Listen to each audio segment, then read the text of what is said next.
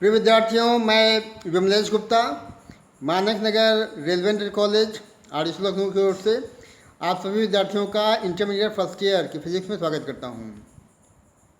आज के इस वीडियो के माध्यम से आप सभी विद्यार्थी सरल रेखा में गति स्ट्रेट लाइन मोशन भाग 3 के माध्यम से ग्राफी विधि से कुछ सूत्रों का निगमन, उसके अलावा संख्यात्मक प्रश्नोत्तरी की ओर भी हम लोग कुछ ध्यान लगाएंगे। तो विद्यार्थियों, स्टार्ट करते हैं भाग 3, भाग नंबर 3, स्ट्रेट लाइन मोशन।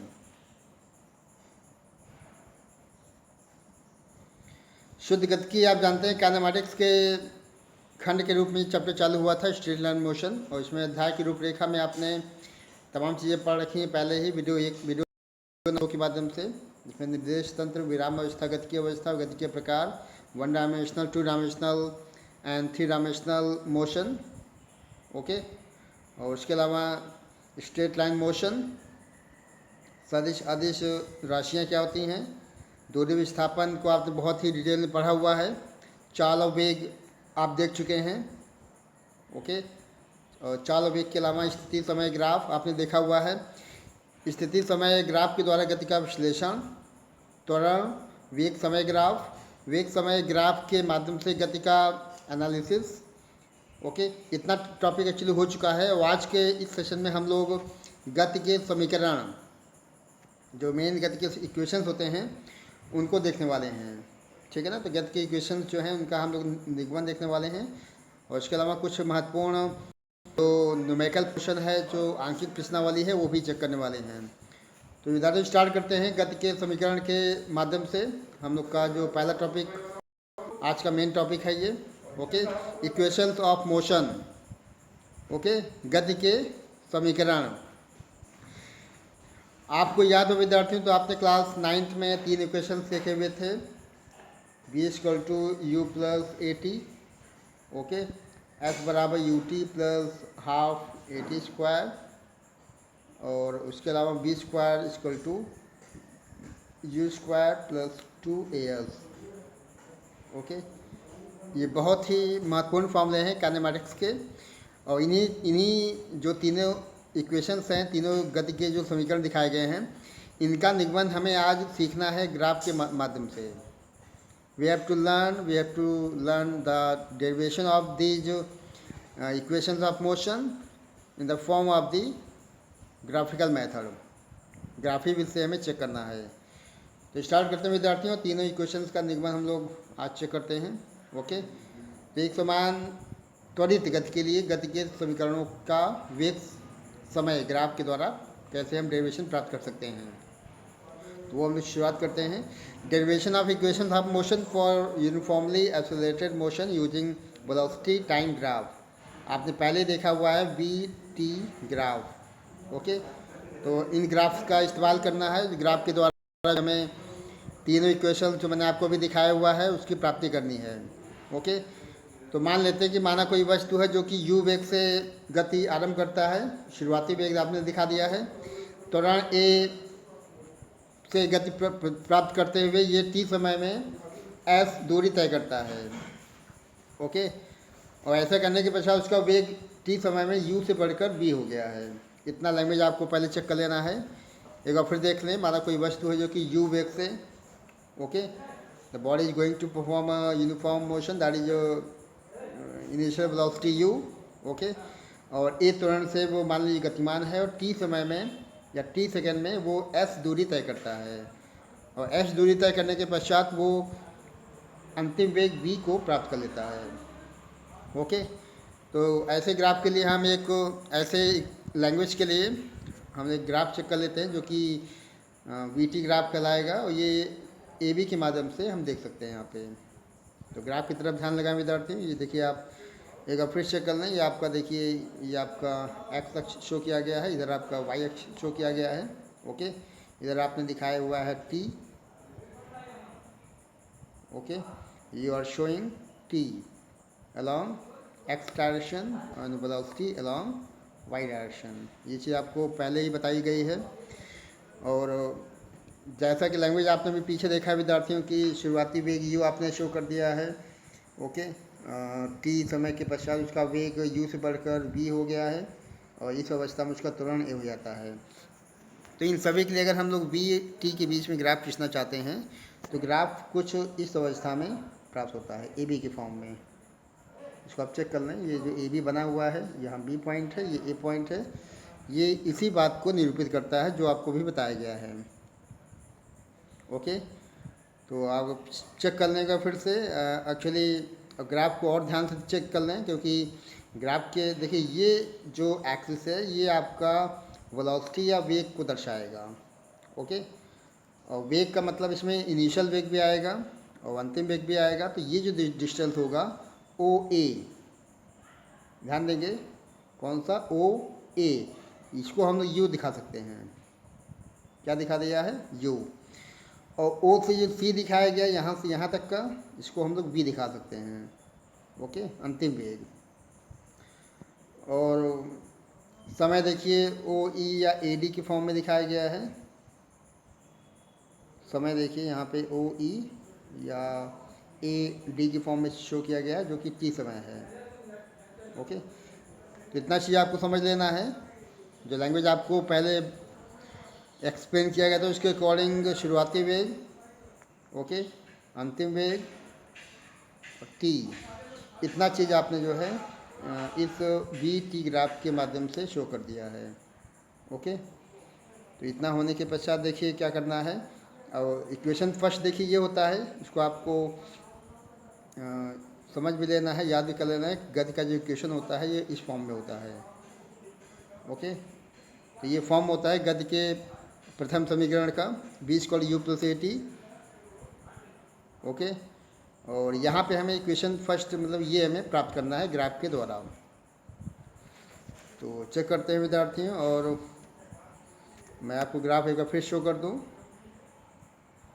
और आपको ये भी बता देता हूँ कि जो आपका tan थीटा होता है वो झुकाव होता है।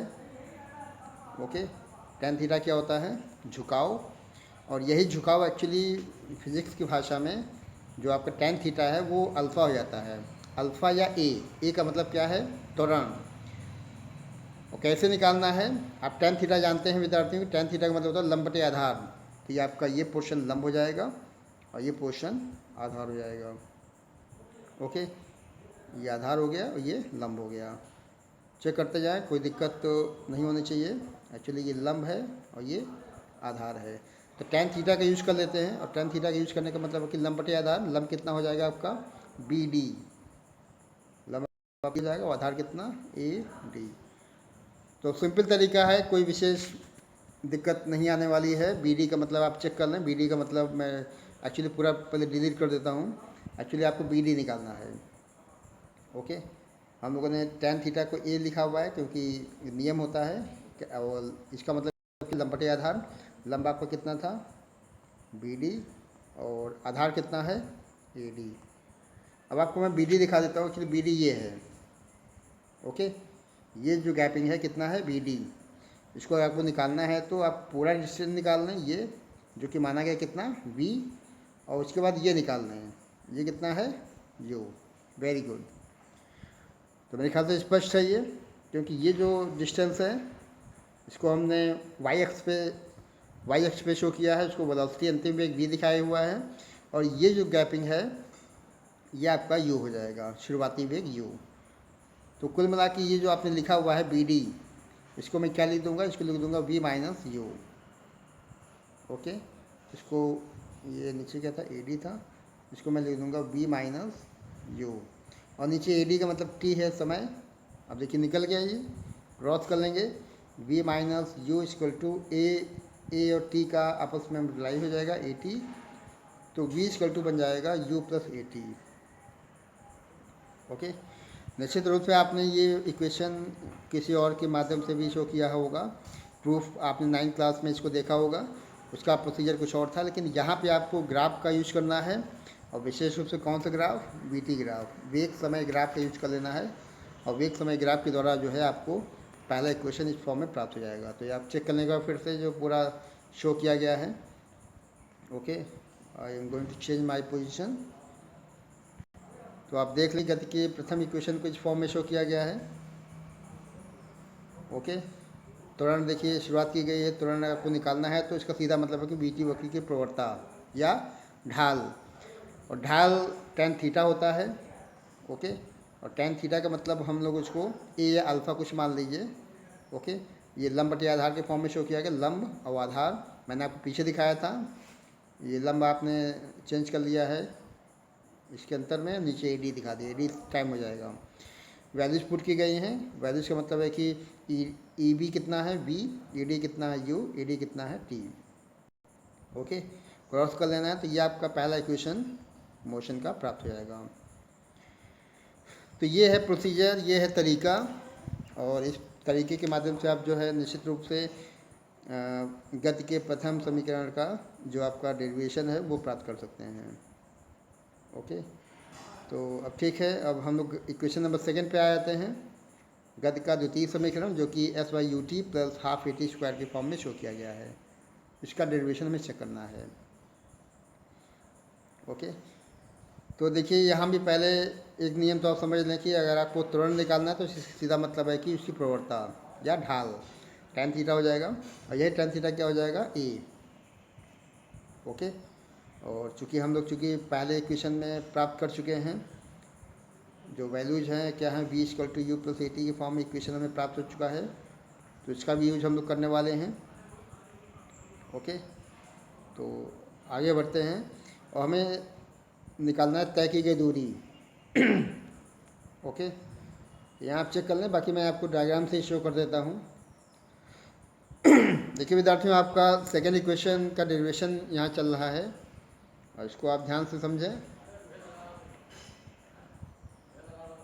ओके, एक बार चेक कर लें आप, हमें चेक करना है कि टी सेकेंड में तय की गई दूरी, समय टी है, इस समय टी में कितना दूरी तय किया जाएगा वो हमें चेक करना है।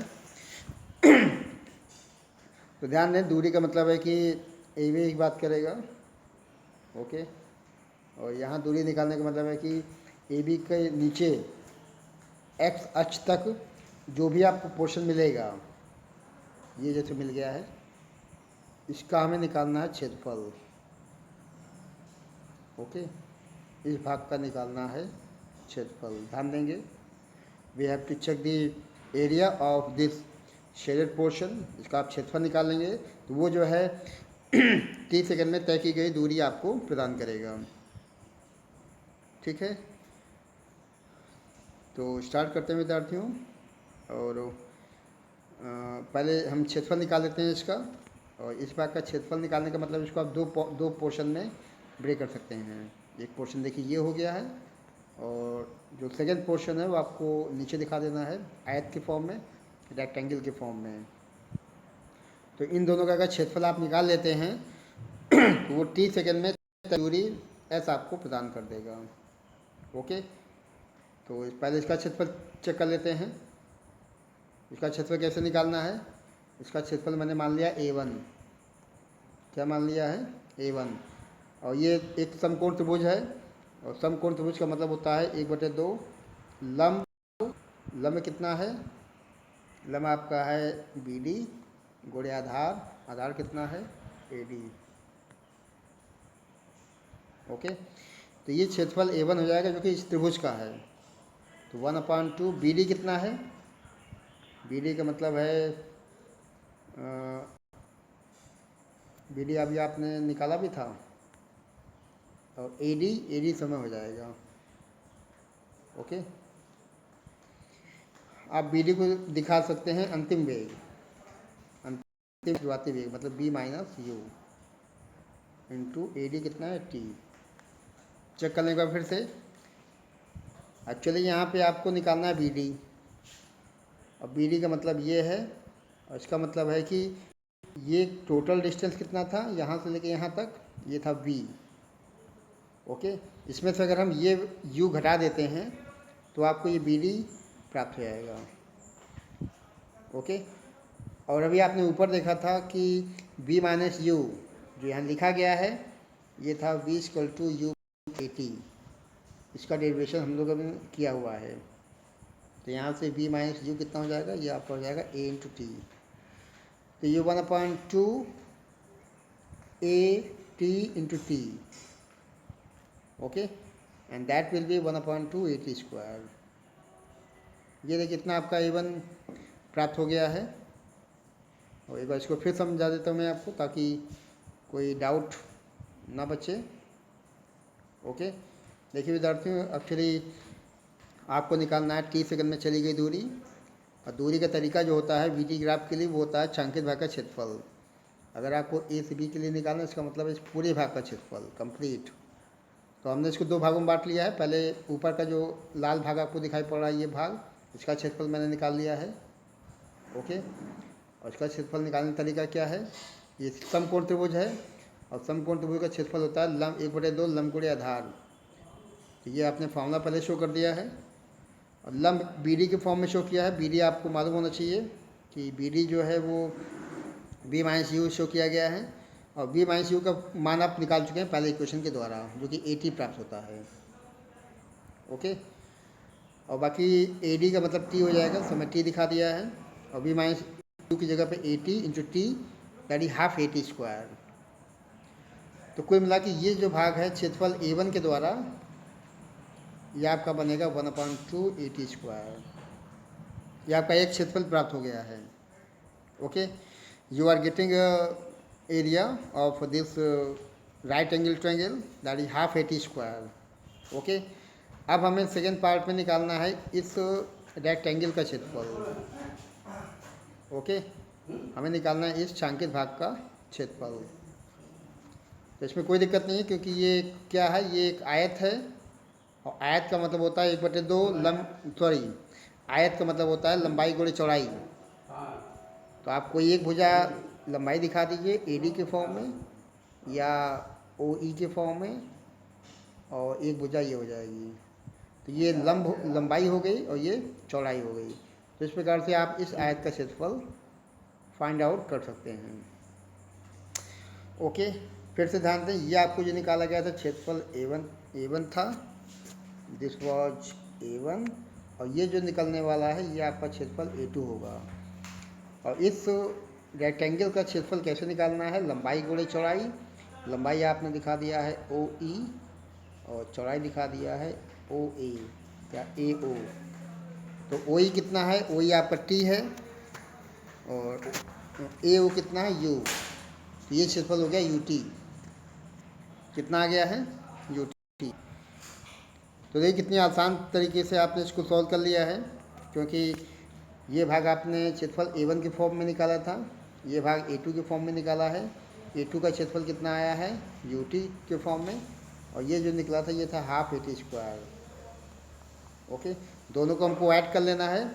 ऐड करने के पश्चात आप T सेकंड में तय की गई दूरी S को प्राप्त कर सकते हैं। तो आपने चेक कर लिया कि किस प्रकार से VT ग्राफ के लिए आप T सेकंड में तय की गई दूरी का मान, उसका व्यंजक प्राप्त कर सकते हैं। तो देखिए विद्यार्थियों, मैं आपको फिर से शो कर देता हूँ।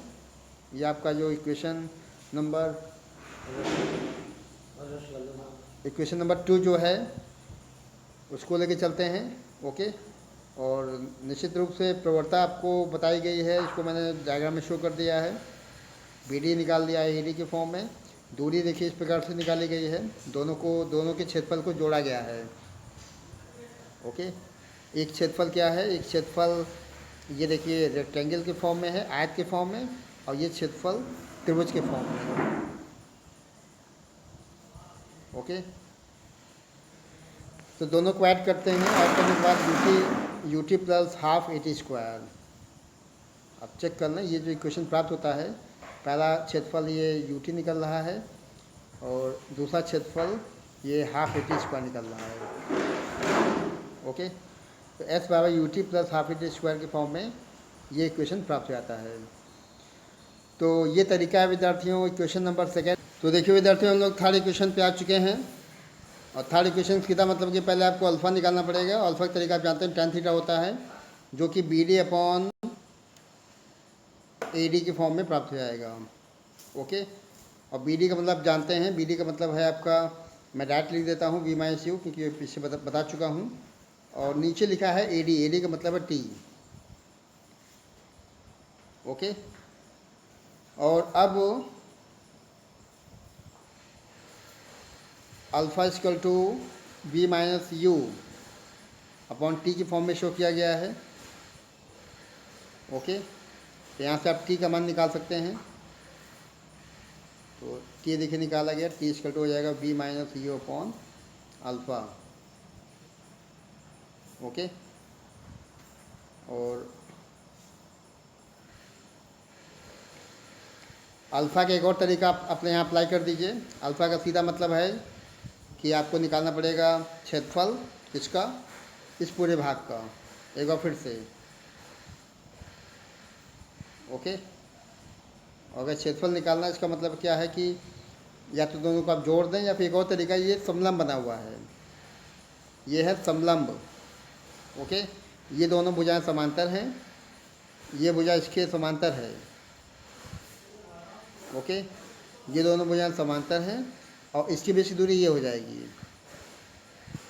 ओके, तो क्या फार्मूला होता है समलंब के क्षेत्रफल का? 1/2 समांतर भुजाओं का योगफल। समांतर भुजाएं आपकी ओ ए हो जाएंगी, इंटू इधर आपका बी ई हो जाएगा, और इंटू बीच की लंबवत दूरी। लंबवत दूरी कितनी है? ओ ई या ए डी। ओके, तो 1/2 देखिए निकाला गया है। ओ ए का मतलब हो जाएगा यू और बी ई का मतलब हो जाएगा वी। ओके, और ओ ई का मतलब है टी। तो ये आपका क्षेत्रफल इस प्रकार से प्राप्त हो जाता है। एक बार फिर से चेक कर लें विद्यार्थियों क्या क्या किया गया है।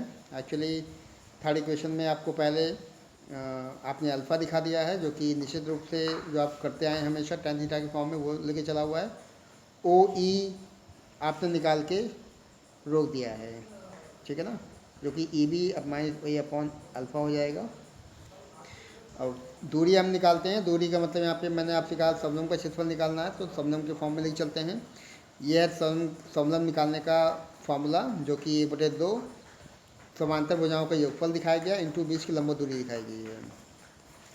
ओके, इसमें आप मान पुट करते जाएं। मान रखने का मतलब कि 1/2 ये आपका ओ ए प्लस ई बी क्या था? यू प्लस वी हो जाएगा, और इंटू ओ ई का मतलब टी है।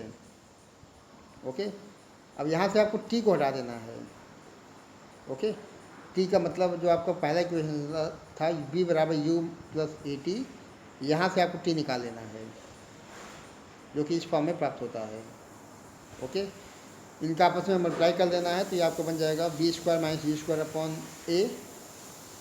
ओके, ए को ऊपर लाएंगे, जो कि एस में चला जाएगा, तो यह आपका थर्ड इक्वेशन इस फॉर्म में प्राप्त हो जाएगा। ओके, तो ये आपका गद्य का तृतीय समीकरण इस फॉर्म में प्राप्त हो जाता है। ओके, और ग्राफ देखिए यहाँ भी शो किया गया है, इसको भी आप चेक कर लेंगे, वही ग्राफ है जो नीचे शो किया गया था। अगला देखिए प्रूफ आपका है वस्तु द्वारा गद्य के nवें सेकंड में चली गई दूरी। ओके, आपको nवें सेकंड में चली गई दूरी का फॉर्मूला निकालना है, तो इसको चेक कर लेते हैं।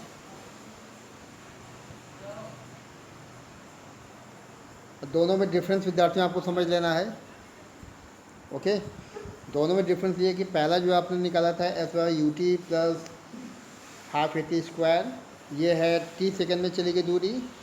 ओके, यहाँ पे हम लोग एन करते हैं, तो एन सेकंड में चली गई दूरी, मतलब एस बराबर U N plus half A N square.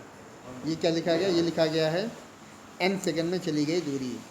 लेकिन यहाँ पे जो टॉपिक हम लोग को बताया जा रहा है वो है nवें सेकंड में चली गई दूरी। दोनों में बहुत बड़ा फ़र्क है, तो हमें चेक करना है distance travelled by any object in nth second of motion. Okay, तो स्टार्ट करते हैं विद्यार्थियों। और फिर से देखिए लैंग्वेज, माना कि एक वस्तु जो कि शुरुआती वेग u से गतिमान है और एक त्वरण के अंतर्गत ये गति करती है, ठीक है, और हमने मान लिया कि n-1 सेकंड में s1 दूरी और n सेकंड में s2 दूरी तय करती है, ठीक है। तो देखिए पहले आपने n-1 को दिखा दिया है, मतलब 1 सेकंड पूर्व, 1 सेकंड पहले वस्तु के द्वारा तय की गई दूरी s1 के फॉर्म में हो जाएगा ut, t की जगह में n-1 दिखा दिया है, half A N minus one का होल स्क्वायर दिखा दिया है। ठीक है, ये देखिए ये बन गया है S1 और सेकेंड बन गया है n सेकेंड में चली गई दूरी S2 के फॉर्म में दिखाया गया है, ये बन गया है। ओके, अब हमें निकालना है कि nवें सेकेंड में चली गई दूरी Sn निकालना है, और Sn का सीधा मतलब दोनों को आपको माइनस कर देना पड़ेगा। ओके, S2 माइनस S1, और इसी को हल करना है। ठीक है, तो मैं आपको ऐसे दिखा दूँ। एक्चुअली क्या किया गया, पहले आपने Sn निकालना है, ये हो जाएगा S2 minus S1। Okay, S2 का मतलब है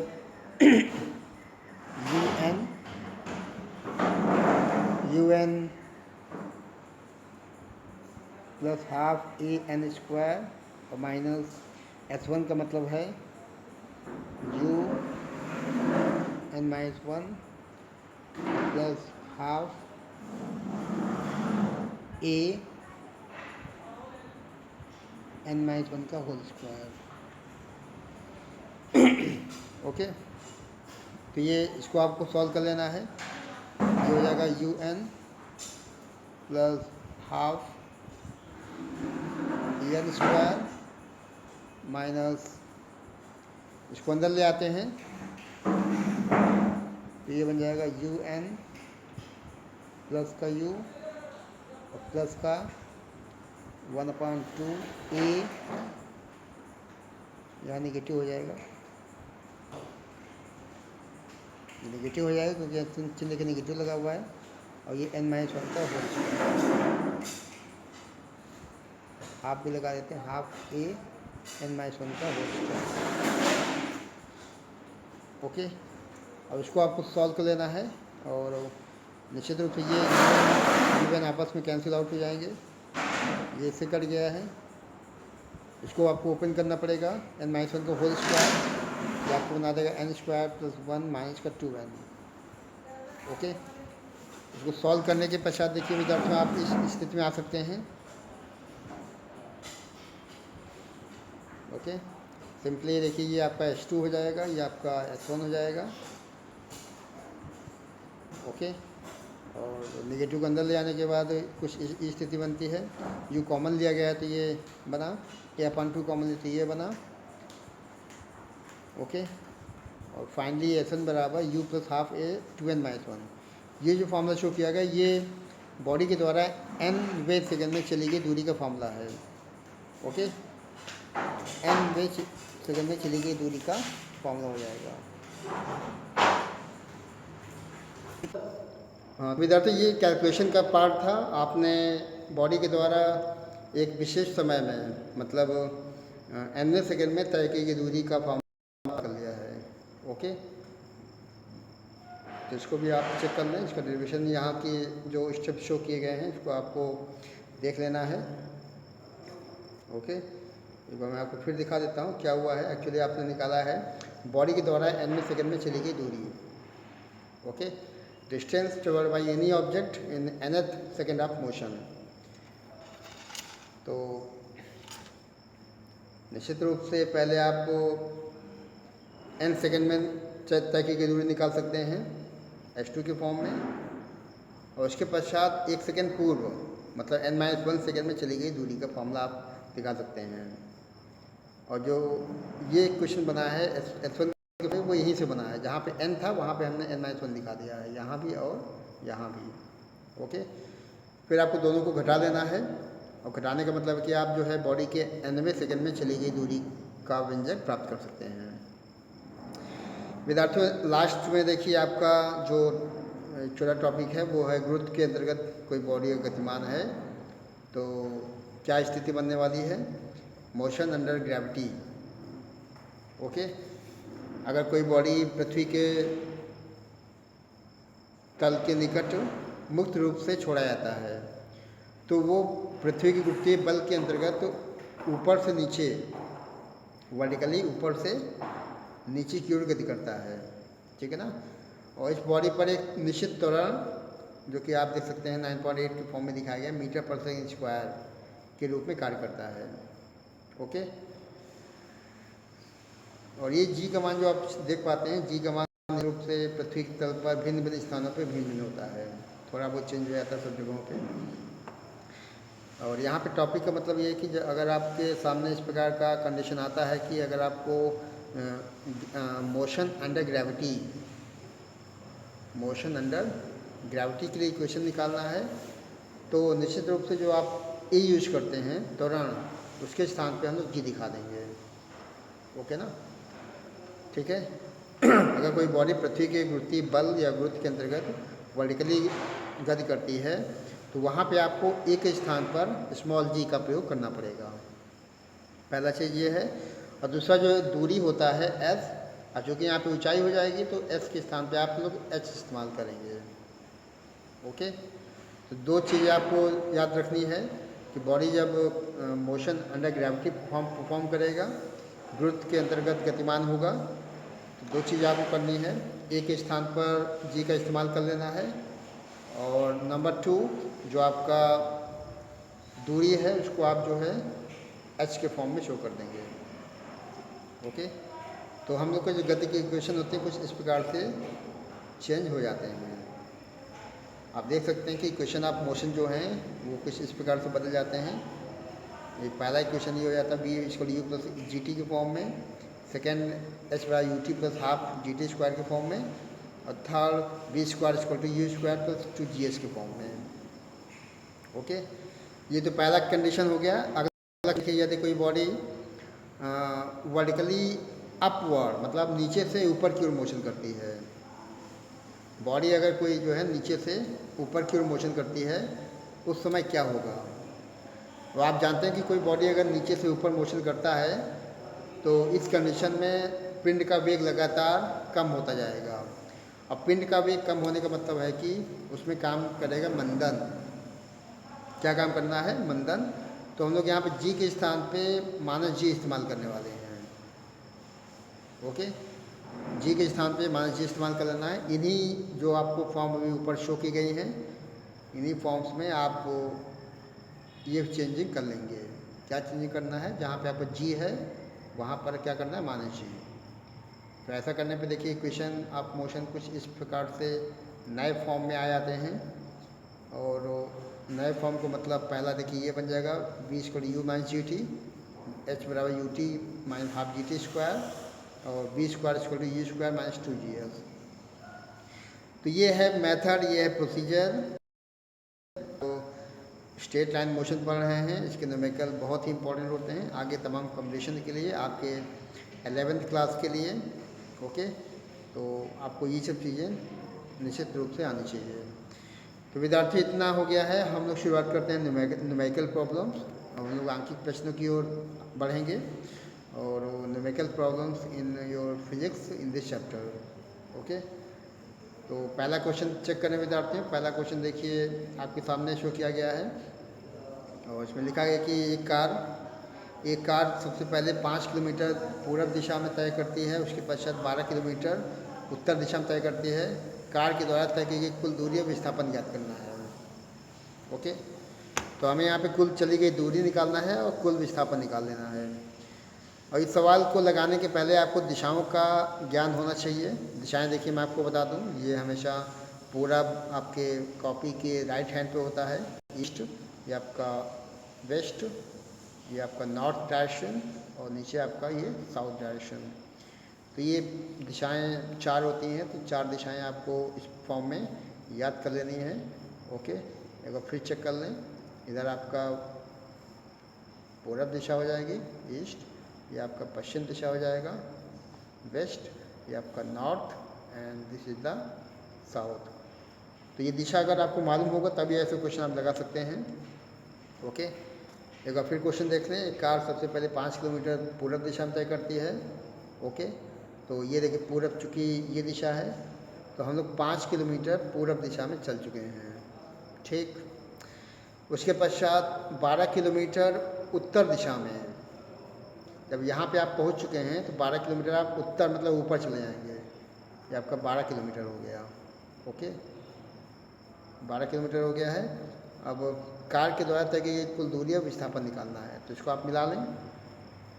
इसको मिला लेते हैं और हमने निकालना है कुल चली गई दूरी और विस्थापन।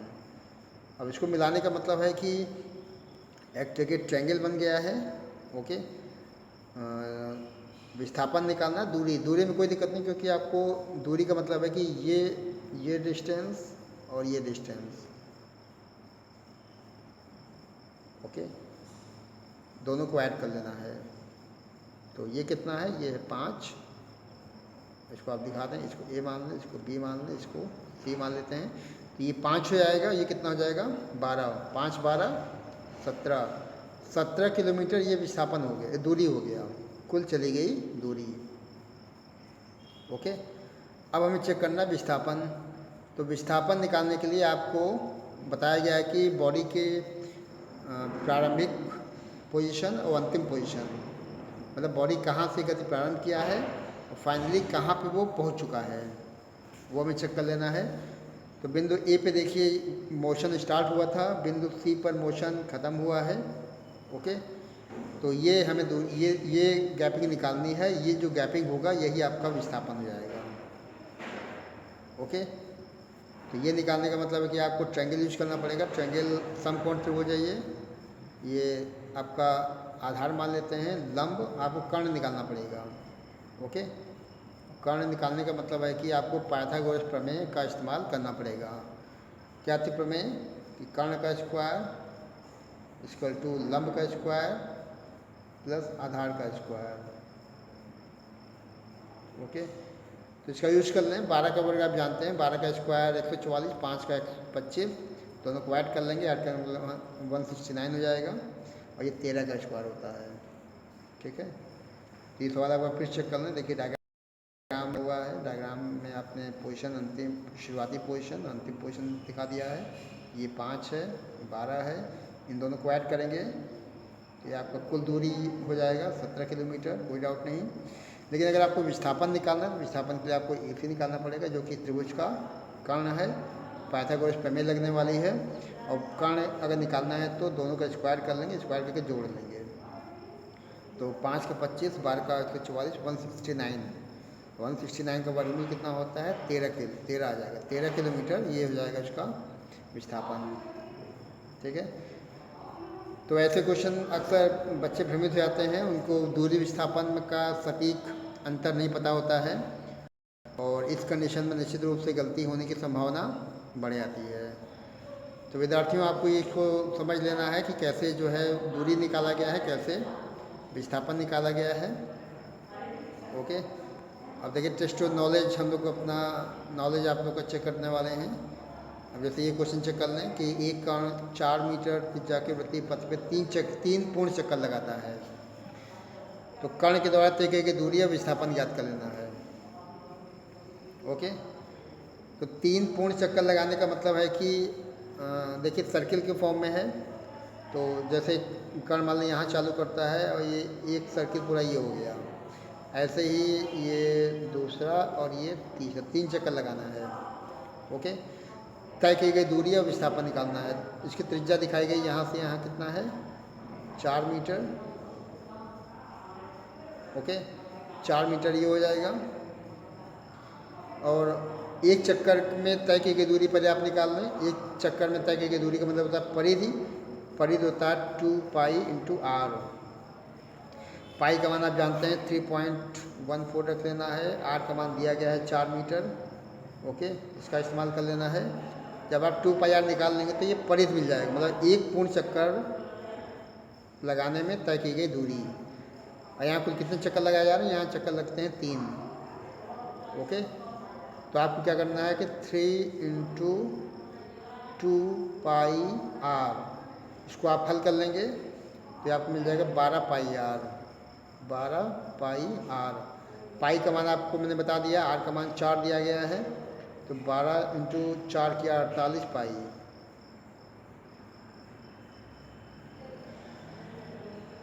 ओके, तो ये तरीका है।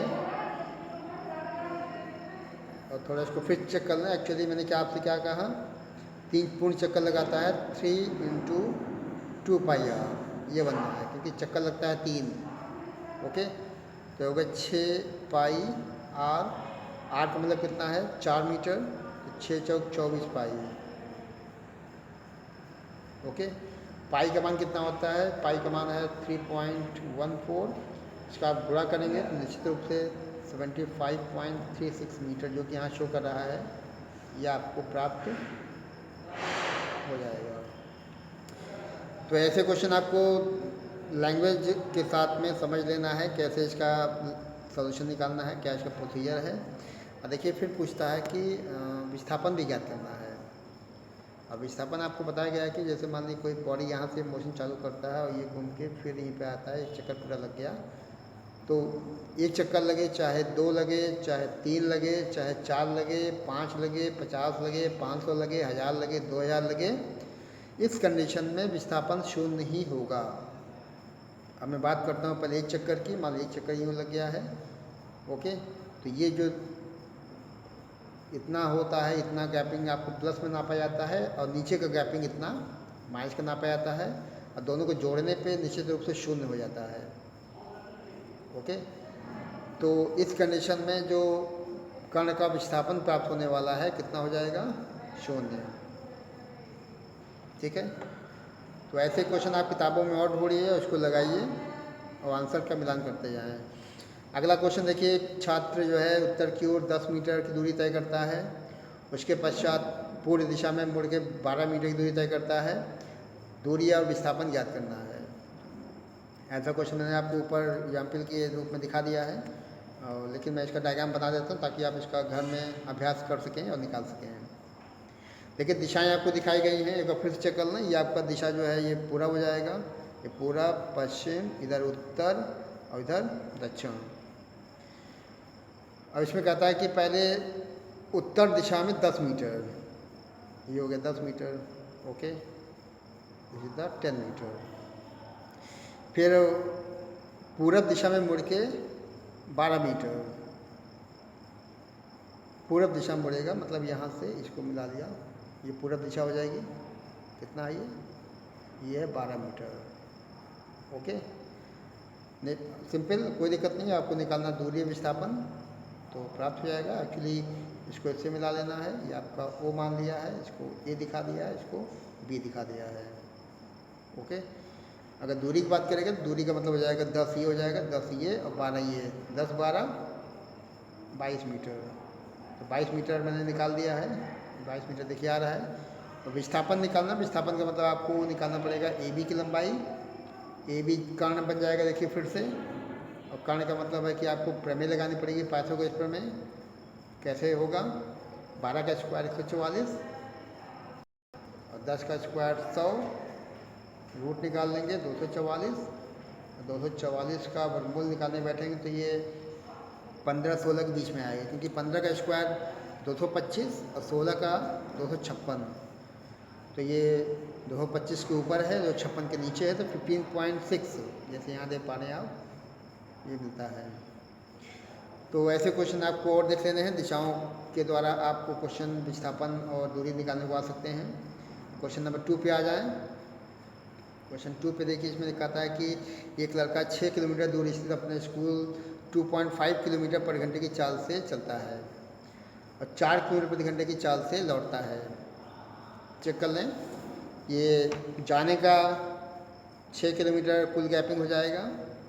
ओके, यहाँ से चालू करता है वो तक, और ये जाने का जो देखिए इतना दिया गया है 2.5 किलोमीटर पर घंटे की चाल से जाता है और 4 किलोमीटर प्रति घंटे की चाल से वापस लौटता है। औसत चाल निकालनी है। पूरी जर्नी के लिए हमें निकालना है average velocity, average speed. Average speed आपको बताया गया है कि औसत चाल निकालने का तरीका होता है कि आप कुल चली गई दूरी निकालेंगे बटे कुल लगा समय। ठीक है, औसत चाल कैसे निकालते हैं, कुल चली गई दूरी बटे कुल समय। तो कुल चली गई दूरी क्या है, 6 किलोमीटर जाना और 6 किलोमीटर आना, 6 6 12 किलोमीटर कुल दूरी हो जाएगा। और कुल समय निकालना है तो पहले आप ओ से ए का निकाल लें समय, ओ से ए का समय निकालने के लिए आपको समय निकालना है, दूरी बड़ी चाल हो जाएगा। दूरी कितना 6 है, चाल इतनी है, भाग कर लेंगे ये जाने का। अब आने के लिए फिर दूरी कितनी है 6 किलोमीटर और चाल कितनी 4 किलोमीटर प्रति घंटा भाग कर लेंगे तो आपका अगला समय T2 मिल जाएगा। दोनों को ऐड कर लेंगे, भाग करके आपका औसत चाल प्राप्त हो जाएगा। अब चेक करें, यहाँ पे देखिए क्या किया गया है। पहले कुल दूरी निकाल ली गई, जैसे मैंने आपको बताया। ये कुल समय कैसे निकालना है, जाने में लगा समय और प्लस आने लगा समय, ठीक है ना। जाने में लगा समय, समय दूरी बटे चाल, पहली चाल देखिए 2.5 थी, और आने में लगा समय दूरी बड़ी चाल 6/4, दोनों को ऐड किया गया है तो ये 3.9 घंटा आ गया। इतना ये समय निकल गया है आपका। या अभी इसने समय निकाला है क्योंकि फॉर्मूला जो होता है वो कुल चली गई दूरी होता है ऊपर, और कुल लगा समय नीचे हो जाएगा। ओके, तो कुल चली गई दूरी 12 हो गया है, कुल लगा समय जो है 3.9 है। भाग कर लेंगे इसको, और भाग करने पे 40/13 किलोमीटर प्रति घंटा। ओके, तो इसको हल करने पे 3.08 किलोमीटर प्रति घंटे के रूप में आपका ये सॉल्यूशन प्राप्त हो जाएगा। ओके, तो ये है मेथड विद्यार्थी, इसको आपको देख लेना है। अक्सर ये क्वेश्चन लड़के गलत कर देते हैं, तो आपको मैं मेथड बता दिया है, इसको आप चेक कर लेंगे फिर से। ओके, और इसके पहले आपको भाषा को पकड़ना है कि लैंग्वेज में एक्चुअली में क्या बोला गया है, किस तरफ इशारा किया गया है, और उसके पश्चात आप जो है इसका एवरेज स्पीड निकाल सकते हैं। क्वेश्चन थर्ड पे आ जाएं। क्वेश्चन थर्ड देखिए, फिर से कुछ ऐसा ही बोला गया है, औसत चाल यहाँ भी निकालनी है। मोटर कार की बात करता है, कुल दूरी का 1/3 भाग इस वेग से, अगला 1/3 भाग इस वेग से, और शेष 1/3 जो बचेगा वो इस स्पीड से पार करता है। औसत चाल निकालनी है, ठीक है। अब देखिए यहाँ पे दूरी के विषय में बहुत अच्छा हिंट नहीं किया गया है, तो दूरी आपको कुल दूरी को s मान लेना है। तो 1/3 कितना हो जाएगा, s/3 हो जाएगा। s/3 पहला भाग, अगला भी s/3, और उसके बाद भी s/3, 3 भाग में हो जाएगा, ठीक है ना। तो कुल दूरी हम लोग की s ही हो जाएगी, ठीक है। और आपको मैंने कहा कि समय निकालना पड़ेगा। समय यहाँ पे नहीं दिया गया है क्योंकि यहाँ वेलोसिटी v1, v2, v3 के फॉर्म में शो किया गया है, लेकिन टाइम नहीं शो किया गया है। तो आप टाइम भी निकाल लेंगे, टाइम का मतलब समय दूरी बटे चाल।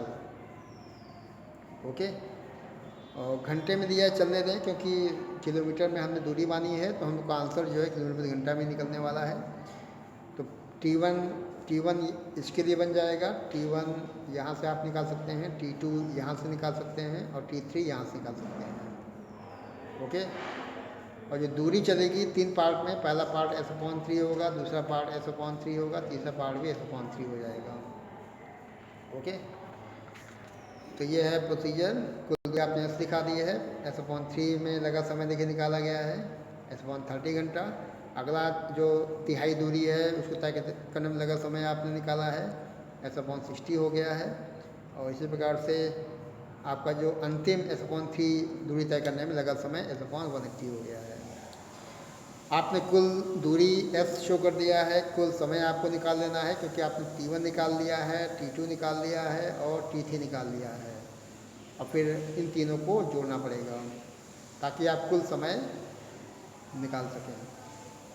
ओके, तो औसत चाल देखिए ऐसे बन जाएगा, कुल चली गई दूरी s हो जाएगी, कोई डाउट नहीं है।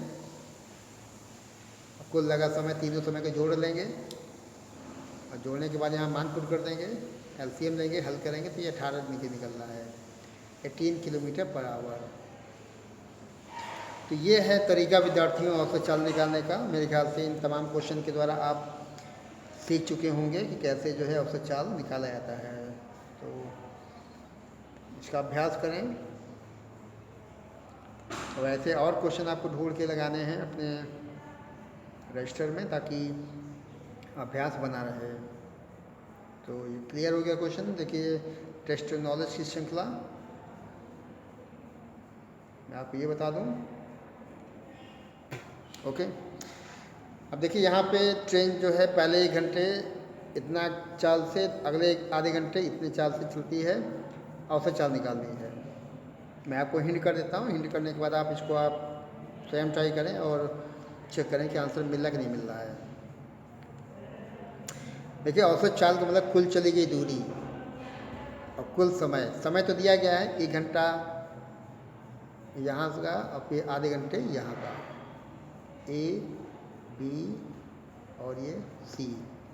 तो ये जो दूरी है वो इस चाल से चला जा रहा है 1 घंटे में, और अगली जो दूरी है बी सी वाली वो इस चाल से चली जा रही है आधे घंटे में। ओके, तो कुल चली गई दूरी आपको पहले निकालना पड़ेगा। और कुल चली गई दूरी का मतलब है कि जैसे मैंने आपको बताया कि ये ए है, ये बी है और ये सी है। ये जो दूरी है इसके लिए है और ये जो बी सी दिखाया गया वो इसके लिए है। ओके, तब आपको क्या करना है कि पहले चेक करना पड़ेगा कि कितना आपका डिस्टेंस है, क्योंकि समय दिया है, दूरी नहीं दिया गया है। तो ए बी निकाल लें। ए बी निकालने का मतलब है कि दूरी चाल गुणे समय, चाल गुणे समय 60। देखिए यहाँ पे आ गया क्या, ए बी मतलब कुल दूरी, ये ए बी दूरी। बी सी दूरी निकालनी है, तो बी सी का मतलब है कि आधे घंटे की बात करता है, तो दूरी निकालना चाल गुणे समय, 40 गुणे आधा मतलब 20। 60 किलोमीटर यहाँ पे आ गया, 20 किलोमीटर यहाँ पे आ गया। ओके, तो अब कोई दिक्कत नहीं है, क्योंकि आपको निकालना कुल चली गई दूरी में, ताकि आप निकाल सकें औसत चाल। ओके, ताकि आप क्या निकाल सकें, औसत चाल। तो कुल चली गई दूरी कितनी है, 60 और 20 80 बटे कुल लगा समय 1 घंटा यहाँ पे था, आधे घंटे यहाँ पे था, एक और आधा कितना हो गया 1.5। ओके, 80 को आप 1.5 से भाग कर लें,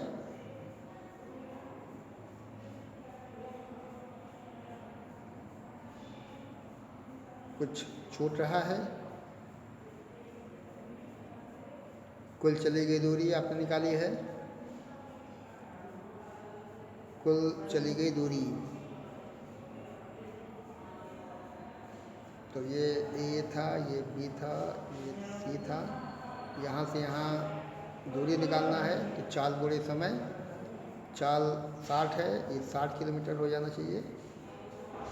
ओके, और फिर ये कितना है, ये 40 था, 20 हो जाएगा। ठीक है, 80 किलोमीटर देखिए आपका कुल दूरी हो गया है, बटे आपको भाग करना है कुल समय से। 1 घंटा देखिए ये दिखाया गया है, आधा घंटा ये दिखाया गया है, 1.5 से आपको भाग कर देना है। ओके, इसको आप हल करेंगे तो 53.33 निकल रहा है। इसको आप चेक कर लेंगे, इतना आंसर आना चाहिए। ओके, ऐसे ही आप अगला क्वेश्चन देखिए टेस्ट नॉलेज की श्रृंखला में, इसको भी आप चेक कर लें। एक कार 5 मिनट तक इतना की दर से चलती है और फिर 10 मिनट इतना की दर से चलती है। अब इसमें आपको कुल दूरी और चाल निकालनी है, औसत चाल। अब ये क्वेश्चन थोड़ा डिफरेंट है, क्योंकि एक्चुअली यहाँ पे ये समय देखिए दिखाया गया मिनट में और चाल दिखाया गया है घंटा में। वही चीज़ यहाँ भी है, ये चीज़ गलत है। तो इसमें आपको क्या करना पड़ेगा, जो मिनट का समय है उसको आपको घंटा में बदलना पड़ेगा। तो 5 मिनट का मतलब है कि 5/60 घंटा। ओके, 10 मिनट का मतलब है 10/60 घंटा। ओके, इतना करने के पश्चात आप जो है टाइम निकाल लें, और टाइम जब आपका निकल गया है तो आप दूरी निकाल लें। ओके, और दोनों दूरी को जोड़ देंगे तो आपको कुल चली गई दूरी हो जाएगा। बाकी औसत चाल का तरीका मैं आप कई बार ऊपर भी दिखा चुका हूँ, इसको आप फिर अपने आप ट्राई कर लेंगे। ओके, पहले यहाँ से दूरी निकालनी पड़ेगी, यहाँ से दूरी निकालनी पड़ेगी, दोनों दूरियों को जोड़ लेना है, बटे कुल समय निकाल लेना है। और इस क्वेश्चन में आपको ये ध्यान रखना है कि समय जो है मिनट के स्थान पे घंटे में होना चाहिए। और मैंने आपको बता दिया कि 5/60 ये समय हो जाएगा पहला T1, ये 10/60 ये T2 हो जाएगा। ओके, दोनों को ऐड कर लेना है। तो ये क्वेश्चन भी ट्राई कर लें आप लोग।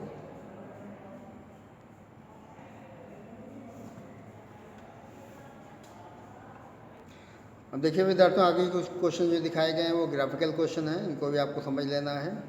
ओके, और आप देख सकते हैं कि यहाँ पे एक साइकिल सवार की यात्रा की बात हो रही है। उसका आलेखन यहाँ दिखाया गया जो कि वी टी एक्स टी के द्वारा दिखाया गया है। एक्स का मतलब विस्थापन, टी का मतलब समय।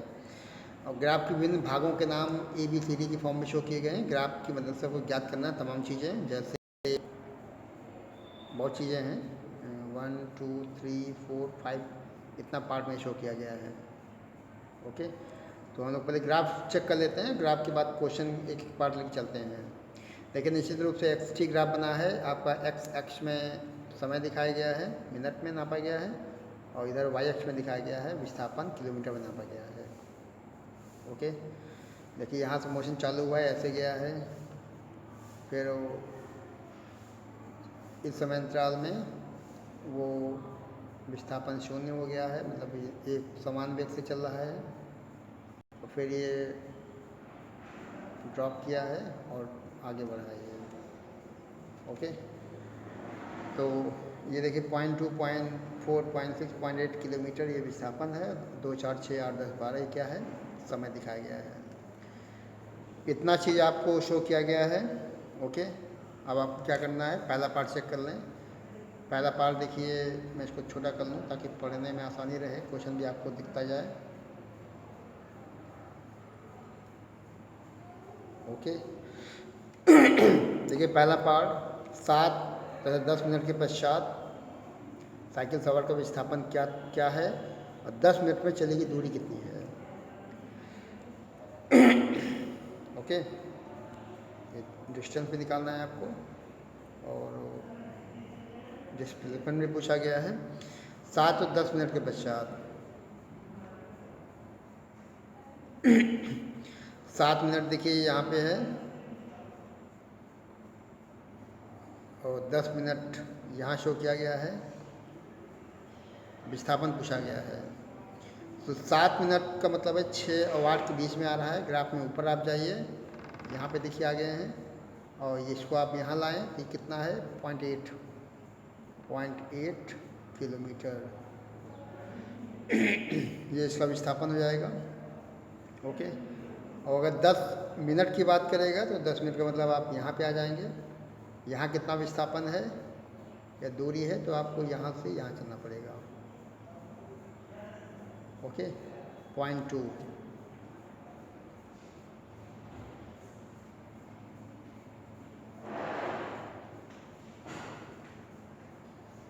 तो ये तो ठीक था, विस्थापन में कुछ खास नहीं करना है, केवल आपको सीधे वही देख लेना है 0.8 किलोमीटर, और 10 मिनट के बाद विस्थापन कितना हुआ है, 0.2 किलोमीटर है, वो भी ठीक है।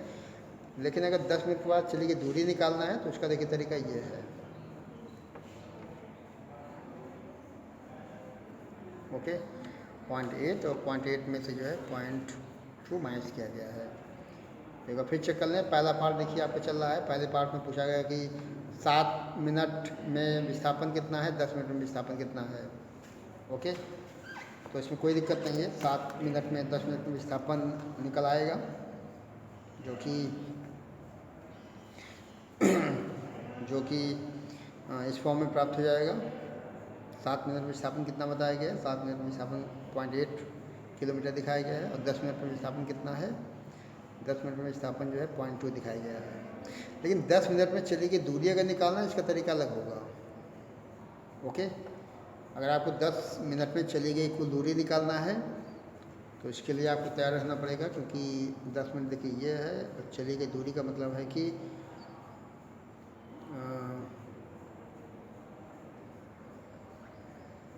10 मिनट में, मतलब ये पूरे की बात करेगा, यहाँ से लेके यहाँ तक के लिए पूरे की बात करेगा कि 10 मिनट में चली गई दूरी कितनी है। तो आप चेक कर लें, एक्चुअली ये जो दूरी आप नापेंगे 0.8 नापेंगे, 0.8 आपको लिखना पड़ेगा, और प्लस यहाँ से यहाँ तक का, क्योंकि यहाँ पे आ चुका है पॉइंट पे, तो कितना हो जाएगा, 0.8 में से 0.2 लेस कर लेंगे, तो 0.8 माइनस 0.2,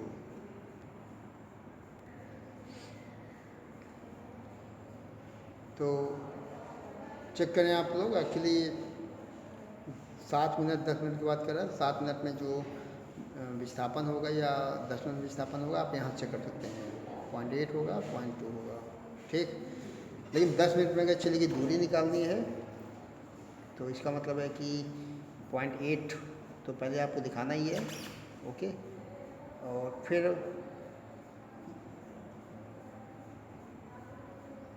इतना ऊपर से लेके इतना, ओके। तो ये कितना होगा, ये आपका हो जाएगा 0.8 माइनस 0.2, दिस इज 0.6। 0.8 ये हो जाएगा, 0.6 यहाँ से बन जाएगा, ये आपका 1.4 किलोमीटर। ये 10 मिनट में चली गई दूरी, ओके। सेकेंड पार्ट में देखिए ग्राफ का कौन सा भाग ये दिखाता है कि साइकिल स्थिर है। चेक करें, सेकेंड पार्ट ग्राफ का कौन सा भाग ये बतलाता है कि साइकिल सवार स्थिर है। स्थिर का मतलब रुका हुआ है। तो जो ग्राफ बिल्कुल फ्लैट होगा, मतलब एक्स एक्सिस के समांतर होगा, वो निश्चित रूप से साइकिल सवार के स्थिरता को दर्शाएगा। तो ये पोर्शन देखिए लगभग स्थिर है, ओके। तो ये भाग कौन सा है, ये भाग आपका है 4 से 8 मिनट। 4 से 8 मिनट का जो समय है वो ये दिखाता है कि साइकिल सवार स्थिर है, ओके।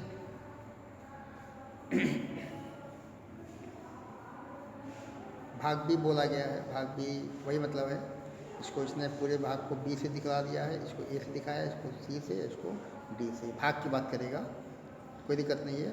4 से 8 मिनट बोल दें आप, चाहे भाग बी बता दें, तो ये वो भाग है जिसमें साइकिल सवार स्थिर है। थर्ड पार्ट में देखिए, प्रथम 6 मिनट में औसत वेग कितना होगा।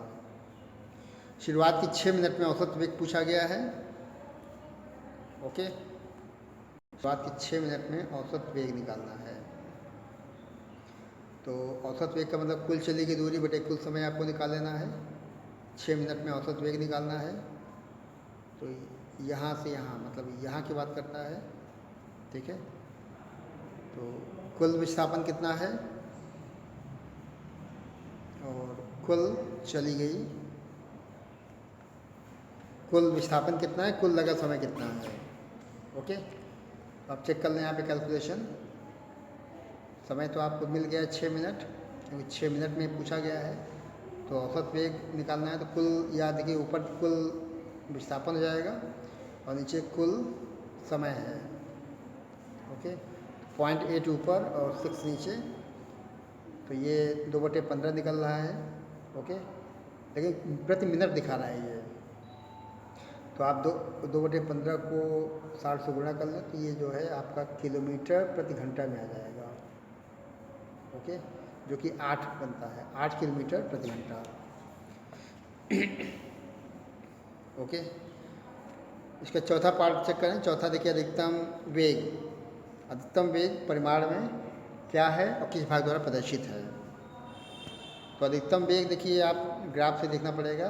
अधिकतम वेग का मतलब है कि आप यहाँ से यहाँ चेक करें, ये जो भाग है इसमें वेग इसका अधिकतम दिखाई पड़ रहा है, क्योंकि बहुत तेज़ी से देखिए स्लोप बदल रहा है। और ए वाला भाग हो जाएगा। ये भाग जो है शो करता है कि बॉडी का जो वेग है बहुत तेज़ी से बदलता है, ओके। तो ये देखिए शो किया गया है भाग सी का ढाल अधिकतम है। सी का भी वैसे अधिकतम है, क्योंकि हाँ एक चीज़ देखें, ध्यान दें, क्योंकि यहाँ से देखिए 4 मिनट का समय लग रहा है, ओके, तभी ढाल बना है। और यहाँ 2 मिनट में जो है ढाल देखिए कितना बदल गया, यहाँ ऐसे प्राप्त हुआ है, ओके। तो अधिकतम ढाल जो है सी के द्वारा दिखाया गया है, जिसमें बॉडी का जो है वेग बहुत तेज़ी से बदल रहा है, ओके। उसका मान भी देखिए निकाला गया है, परिमाण भी निकाला गया है। परिमाण कुछ इस प्रकार से शो किया गया है, ओके।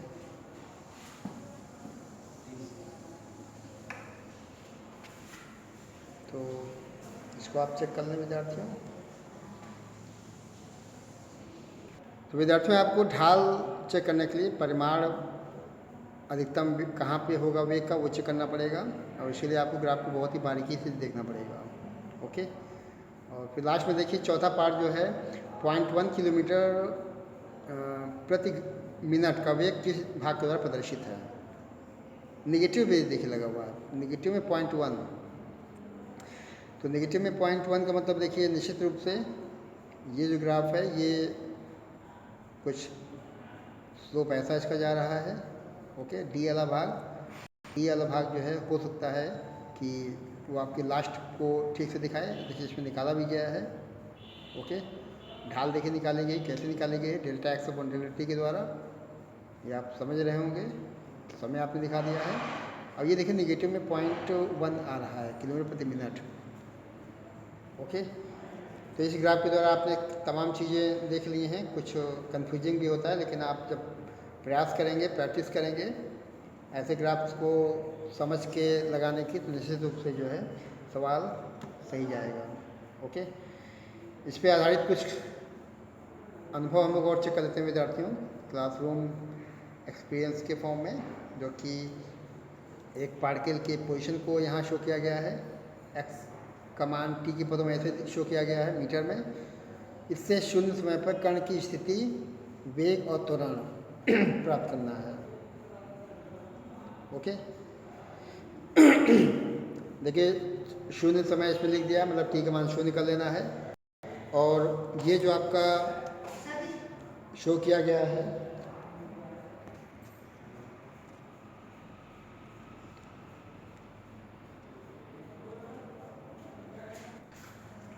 तो ये क्वेश्चन देखिए दिखाया गया है, स्थिति का मतलब पोजीशन शो की गई है इस फॉर्म में। और यहाँ पे आपको क्या करना है, शून्य समय पे कण की स्थिति, वेग और त्वरण को दर्शाना है। तो ये फॉर्म दिया गया है। और मैं आपको बता दें थोड़ा विद्यार्थियों की कैसे ऐसे क्वेश्चन को लगाना होता है, क्योंकि आपको यहाँ क्या पूछा गया है, स्थिति, वेग और त्वरण। पहले मैं आपको समझा दूँ। एक्चुअली यहाँ पे क्वेश्चन आपका जो x का फॉर्म दिया गया है कुछ ऐसा दिखाया गया है, x equal to 4 into T square, okay, minus 15t और प्लस का 20, ये शो किया गया है। और हमें कहा गया कि समय t पर, मतलब t का मान शून्य कर लेना है, उस समय t पर हमें चेक करना है कण की स्थिति, वेग और त्वरण। तो निश्चित रूप से अगर आपको पोजीशन निकालनी है t बराबर शून्य पर, तो निश्चित रूप से यहाँ जहाँ जहाँ t दिख रहा है इसमें, वहाँ वहाँ आप शून्य निकाल लें। ओके, तो ये 4 इंटू 0 हो जाएगा, माइनस 15 इंटू 0 हो जाएगा और प्लस का 20 हो जाएगा। शून्य यहाँ और 20 यहाँ, कितना आ गया 20। अब मुझे देखना पड़ेगा मीटर में था कि किलोमीटर में था x का मान, है ना। मीटर है तो आप मीटर लिख देंगे, किलोमीटर तो किलोमीटर दिखा देंगे। ओके, तो ये क्या निकल गया विद्यार्थियों, ये आपका निकल गया है पूरा, ये तरीका हो गया स्थिति निकालने का, जबकि समय कितना है, शून्य है।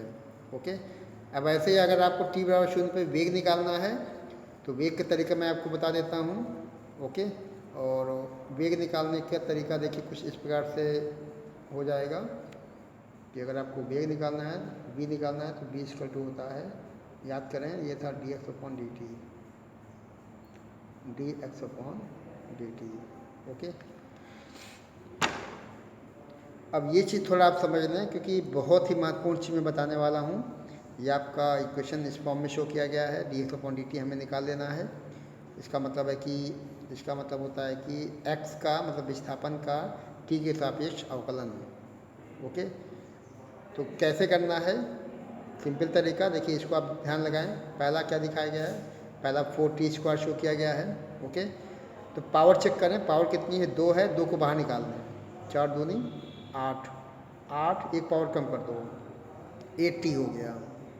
ठीक, फिर माइनस, और t का जो अवकलन होता है dt अपॉन dt का मतलब ये 1 हो जाएगा, dt अपॉन dt कितना हो जाएगा 1, तो ये हट जाएगा, कितना बचेगा यहाँ से, यहाँ बचेगा माइनस का 15, माइनस का 15। और जब इसका आप अवकलन करेंगे, किसका, 20 का, तो शून्य हो जाएगा, क्योंकि जिसमें t नहीं होगा, ध्यान देंगे जिस पद में t ना हो उसका अवकलन शून्य होता है। तो तो ये हम लोगों ने वेग निकाल लिया है जो कि 8t माइनस 15 के रूप में प्राप्त हो गया है। ओके, और अब हमें क्या करना है कि t का मान 0 कर लेना है, तो ये मान एक्चुअली यहाँ से गायब हो जाएगा, केवल -15 बचेगा मीटर पर सेकेंड। ओके, तो ये वेग हो जाएगा। और यदि हमें इसके पश्चात निकालना है त्वरण, क्या निकालना है? त्वरण, तो वो भी हो जाएगा। ओके, त्वरण का मतलब a होता है, और a का मतलब होता है कि d2x/dt², मतलब इसका 2 बार अवकलन। इसका कितनी बार अवकलन? 2 बार, या वेग का 1 बार अवकलन। ठीक है, इसका मतलब ये भी है dv/dt, वेग का 1 बार अवकलन या दूरी का 2 बार अवकलन, दूरी के सापेक्ष, दूरी के लिए। ठीक है, तो इसका जब फिर से हम लोग अवकलन करेंगे तो क्या बचेगा? केवल 8 बचेगा, क्योंकि 15 का अवकलन 0 हो जाएगा। ओके, 8 मीटर पर सेकेंड स्क्वायर, तो ये आपका त्वरण हो जाएगा। ठीक है, तो ये आप चेक कर लें जो मैंने आपको बताया। अब यहाँ क्या निकल रहा है? ओके, ये आप चेक कर लें। ये पहला क्वेश्चन था, ये कुछ ऐसा देखिए, स्टेप 1, ये पहला देखिए x हो गया है। ओके, तो पहले t का मान 0 निकल दिया है, t का मान 0 निकल 20 आ जाएगा, 20 मीटर, ये आपका पहला पोजीशन निकल गया इस समय पर। ओके, अब वेग निकालना है, तो वेग के लिए आपको बताया गया कि पहले आपको t के सापेक्ष अवकलन करना पड़ेगा, तो आपको वेग मिल जाएगा। वेग देखिए 8t-15 हो गया, मैंने आपको बता दिया था ऊपर ही। यहाँ पर t का मान 0 कर लेना है।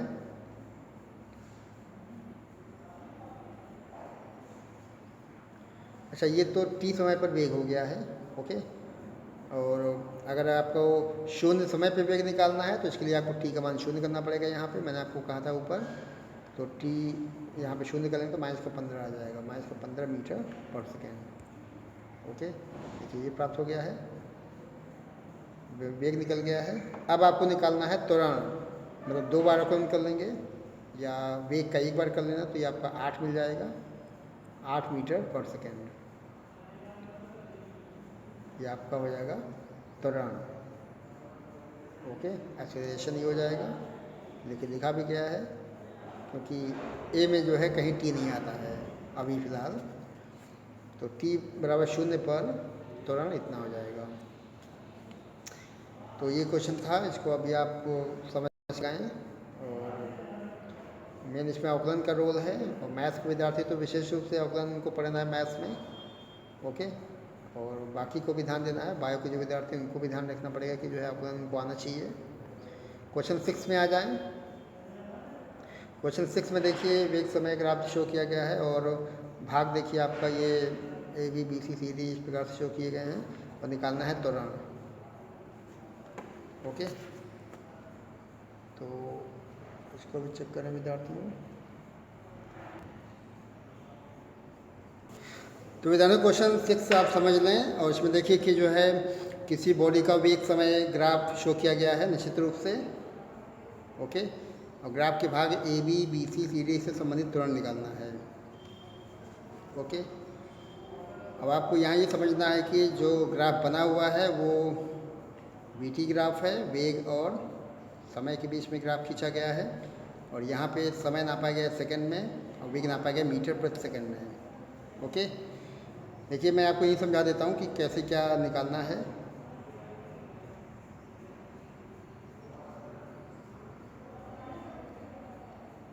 ओके, ठीक है, परफेक्ट।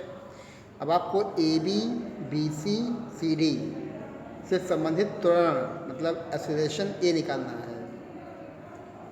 ओके, तो पहले ए बी पे आते हैं। ए बी का मतलब देखिए ये हो जाएगा,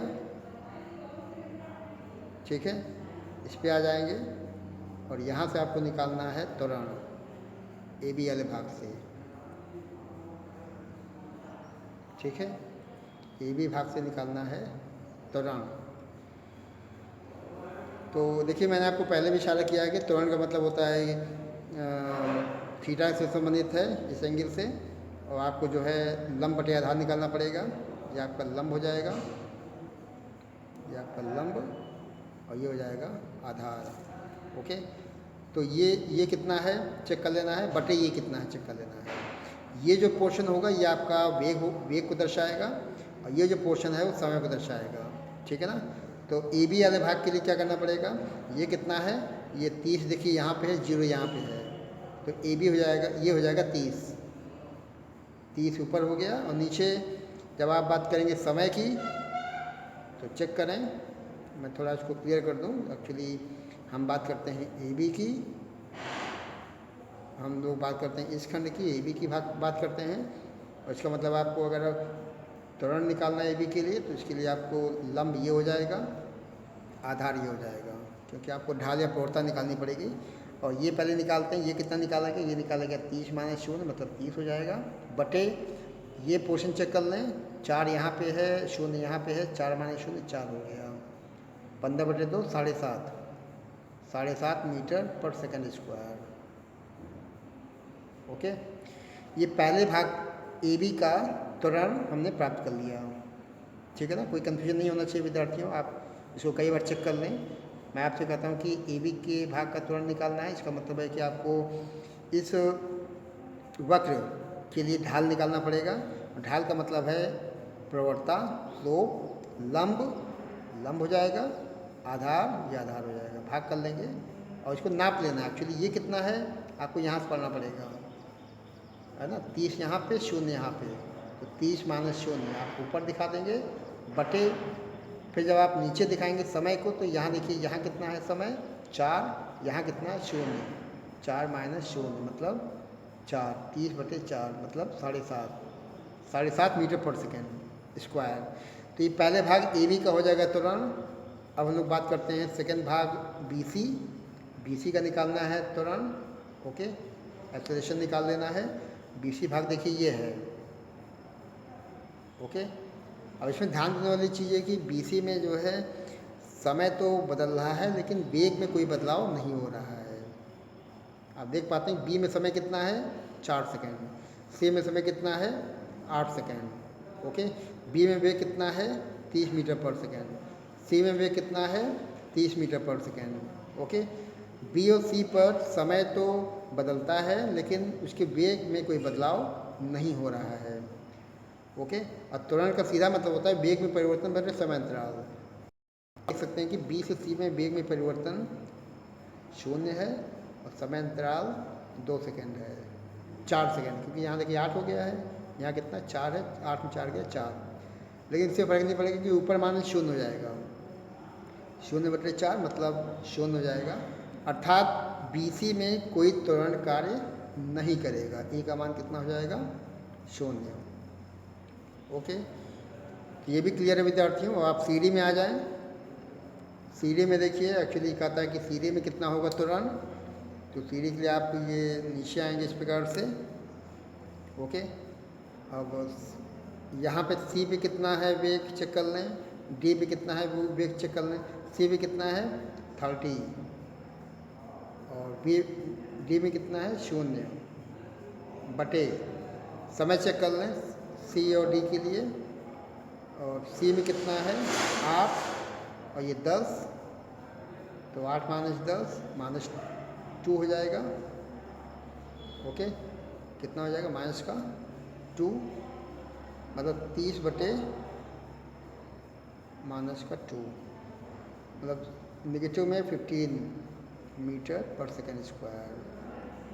ओके, एक्चुअली सी डी का भाग जो है चूँकि आप देख सकते हैं कि ये नीचे आ रहा है, नीचे आने का मतलब मंदन। ओके, एक्चुअली ये ग्राफ देखिए उठ रहा है, यहाँ त्वरण काम करेगा, ये फ्लैट है कोई त्वरण कार्य नहीं करेगा, नीचे आने का मतलब मंदन, क्योंकि वेग में लगातार कमी। चेक करें सी सी डी का मतलब वेग में लगातार कमी। तो ये देखिए तीनों पार्ट मैंने आपको बता दिया है, इसको अब आप यहाँ से समझ लें।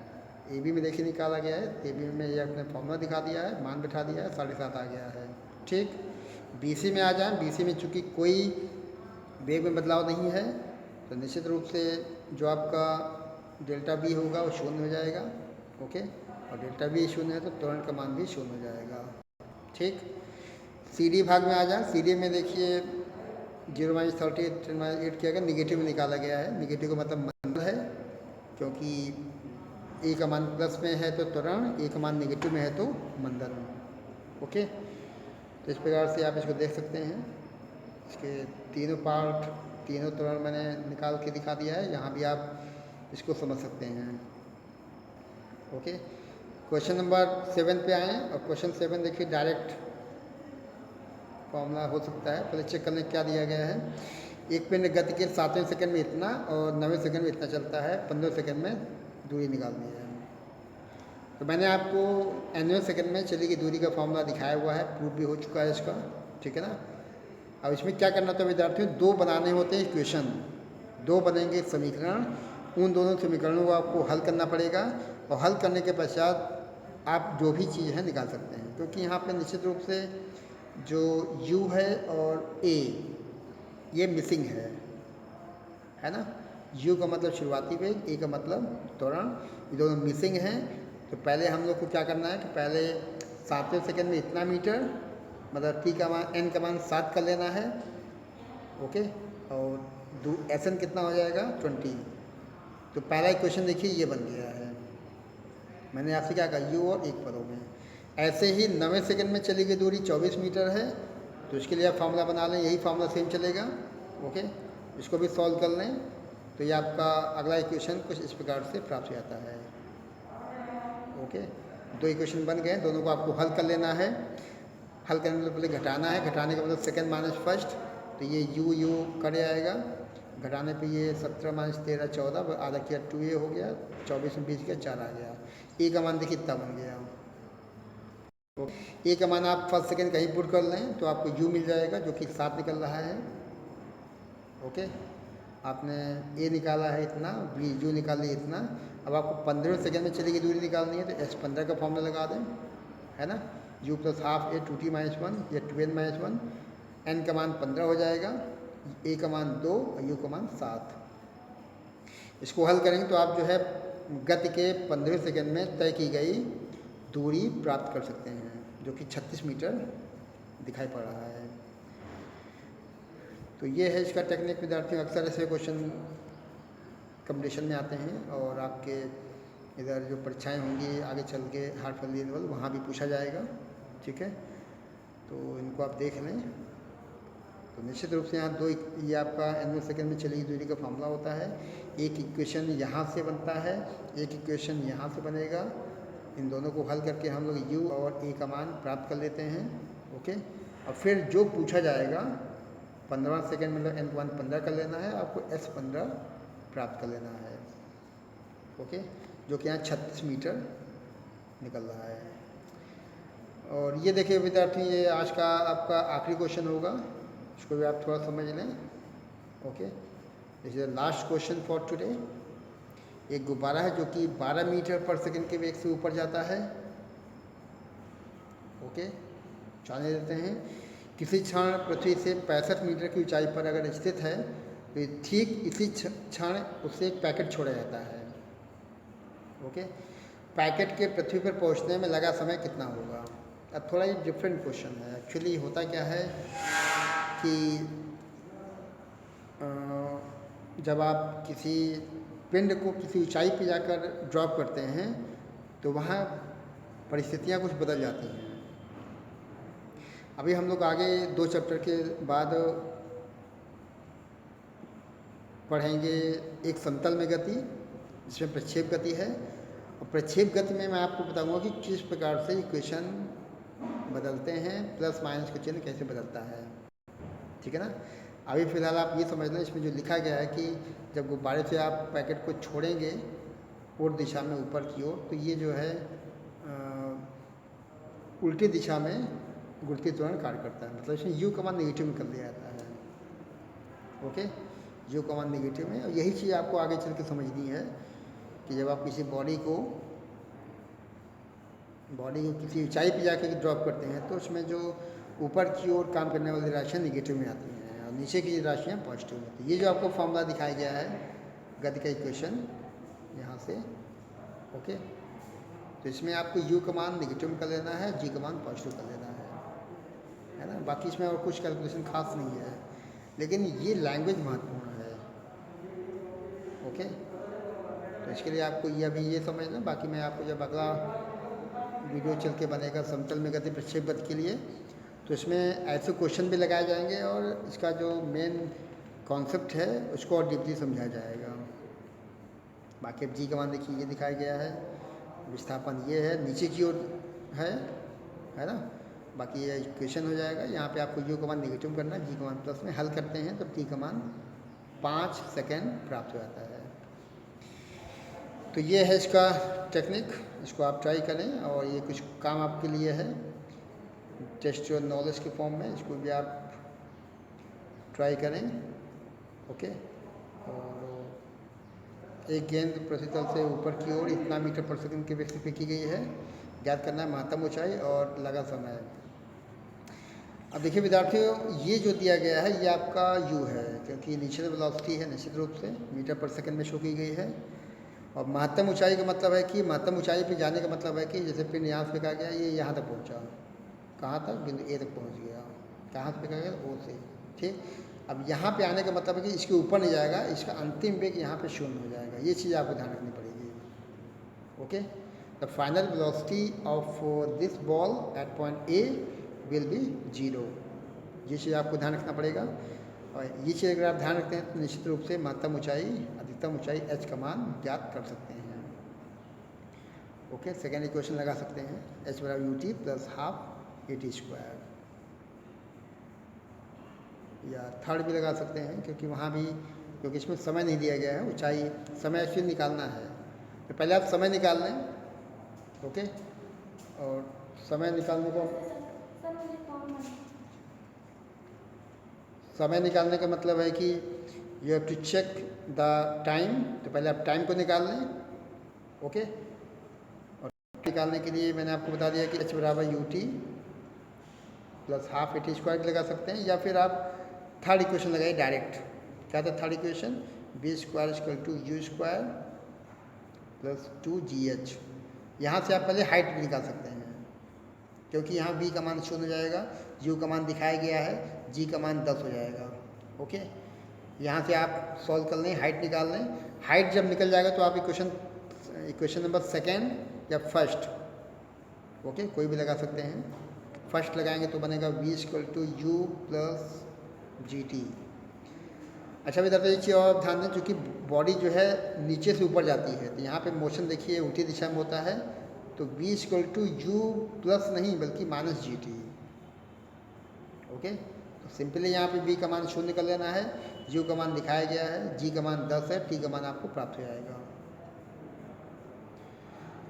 तो ठीक है, इसको आप ट्राई करें। टेस्ट और नॉलेज की श्रृंखला चल रही है, इसको आप लगातार ट्राई करें और किताबों से भी क्वेश्चन लगाते रहें ताकि आप अच्छे स्कोर की तरफ बढ़ सकें। तो विद्यार्थियों, आप लोग का समतल सरल रेखा में गति भाग 3 इस प्रकार से यहाँ पे कंप्लीट होता है। हालांकि न्यूमेरिकल के दृष्टिकोण से कभी कंप्लीट नहीं होगा, आप सवाल लगातार लगाते रहें। Okay, and thanks for watching my video. सभी विद्यार्थियों का बहुत बहुत धन्यवाद।